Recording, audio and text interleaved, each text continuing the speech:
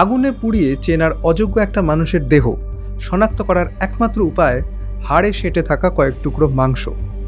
আজ বলছি কুখ্যাত তন্দুর মার্ডার কেসের কথা। 1995 সালের জুলাই মাসের এক রাতে দিল্লির একটা রেস্তোরাঁর তন্দুর থেকে ঘন ধোঁয়া বেরোতে দেখে সন্দেহ হয় টহলরত পুলিশের। ভেতরে গিয়ে দেখা যায় তন্দুরের মধ্যে পুড়ছে একটা মানুষের দেহ। আগুন এতটাই ভয়ঙ্কর ছিল যে মুখ, চোখ, নাক, কান সব কিছু পুরোপুরি বিকৃত হয়ে গিয়েছিল। সাধারণ কোনো উপায়, মুখ দেখে বা আঙুলের ছাপ নিয়ে এই দেহ শনাক্ত করার আর কোনো রাস্তা ছিল না। তদন্তকারীরা সন্দেহ করেন এটা নয়না সাহানির নামের এক তরুণীর দেহ, যিনি কিছুদিন ধরে নিখোঁজ ছিলেন। কিন্তু সন্দেহ থেকে প্রমাণে পৌঁছতে গেলে চাই বৈজ্ঞানিক ভিত্তি।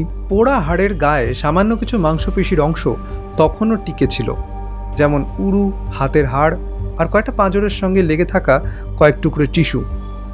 এখন প্রশ্ন হলো, এতটা পোড়া অবস্থাতেও কি ডিএনএ টিকে থাকতে পারে? আসলে হাড় আর পেশির ভেতরের কোষ, বিশেষ করে যেগুলো তাপের সরাসরি সংস্পর্শে আসেনি, সেখানে ডিএনএ অনেকটাই অক্ষত থেকে যায়।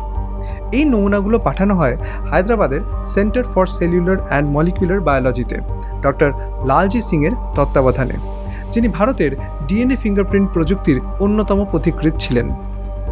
বিজ্ঞানীরা শর্ট ট্যান্ডেম রিপিট বা এসটিআর পদ্ধতি ব্যবহার করেন। সেখানে ডিএনএর কিছু নির্দিষ্ট অংশ পরীক্ষা করা হয়, যেগুলো প্রতিটা মানুষের ক্ষেত্রে সম্পূর্ণ আলাদা প্যাটার্ন তৈরি করে। তো যেহেতু দেহ থেকে সম্পূর্ণ নমুনা নেওয়া কঠিন ছিল, তাই নয়নার বাবা মায়ের রক্তের নমুনার সঙ্গে এই পোড়া দেহাংশের ডিএনএ প্রোফাইল মিলিয়ে দেখা হয়।